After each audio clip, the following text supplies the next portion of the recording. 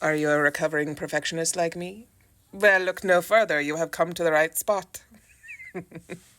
Okay, so one of the things that I am working through, and it's really hard because it's so deeply ingrained, is being a perfectionist.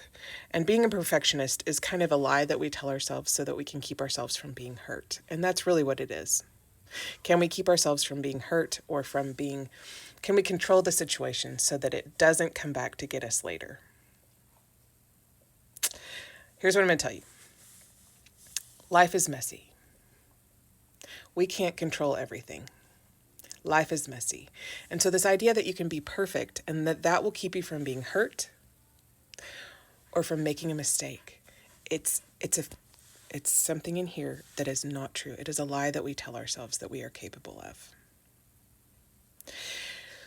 It's usually a response to some sort of childhood trauma. That is what it is for me completely.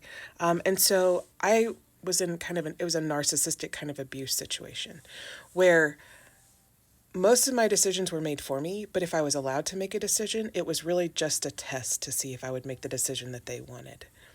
Okay, and that creates so much dysregulation in your brain and how you function, how you make choices later. So this is what happens in that narcissistic abuse situation, is that they start allowing you to have choices just to see what you'll do. Will you make the choice that I want you to make? Because if not, this is what they do. They withhold love. They withhold approval. They withhold all kinds of things that you need as a child in order to function. And it's withheld from you because you didn't make the choice that they wanted you to make.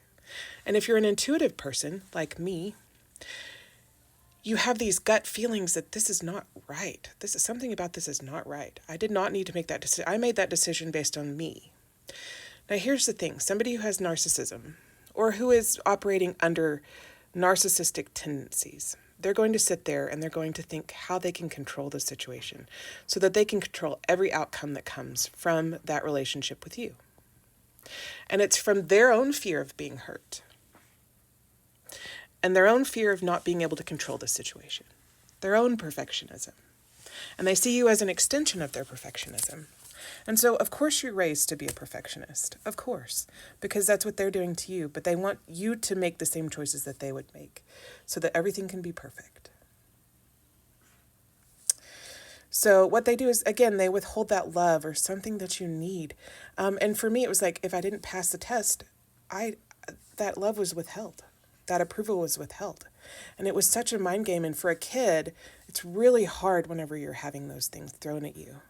When your brain is being messed with and you don't have the development, you don't have the mental capacity to figure out what's happening. And they don't have the emotional regulation as an adult in this situation to not do that to you as a child.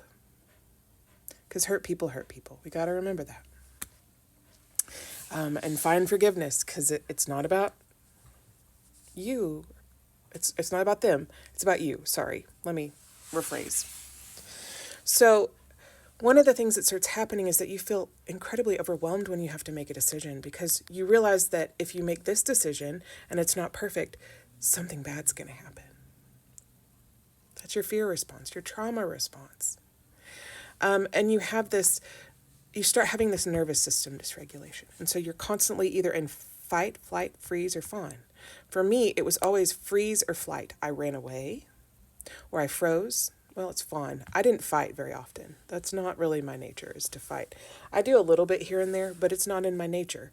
And so I would resort to all of the others before I had to do the fight, which is what I still do. I would fawn, which means that you're like, okay, yeah, whatever you say, sure. And then or you just freeze. You just don't make a decision at all, period. But then you get in trouble, right? If you freeze or you flight, you get in trouble.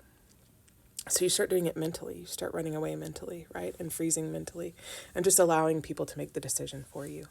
And so you go into this situation where you continuously attract those kinds of people for your significant relationships, because that's what you're used to. And until you heal that spot, you're always going to attract those people in your life. And for me, it was always, I had to have somebody to make my decisions for me. I had to. because I didn't want to take accountability. Because what if something happened that was bad? And through adulthood, I've learned to make my own decisions. Like I've had to make my own decisions. And I've had to like constantly fight through that, what is it, the fight or flight or freeze or fawn response, and try to like make it stop. And it doesn't. It's just it's an innate, it's ingrained response to me feeling so much fear about making a decision. And so you have this self-doubt, and it's like up to 100%. And you consistently are around these people who reinforce that idea. So your only hope here is to start working on trusting your intuition, trusting your own ability to make those choices. Because when you get to you're an adult. I let my daughter make these decisions because I want her to feel that she is capable. And so she stands up for herself. She makes her decisions. That's one of my big things, is allowing her to make choices. And people don't always approve of her choices, but I allow her to make those choices because I need her to trust herself. Like, I don't want her to grow up not trusting herself. Like, I don't trust myself. So I'm working on trusting my intuition. And it's pretty good. I have pretty good intuition, and that's probably a trauma response too. But my intuition is rarely wrong. And it's because I can read the whole situation, because I'm so aware. I'm hyper aware, because I know that if I make a mistake, what's going to happen? And so those people around you, what they're constantly going to do, and I call them monitoring spirit, like monitoring friendships. They sit there and watch everything you do, make sure you're doing what you're supposed to.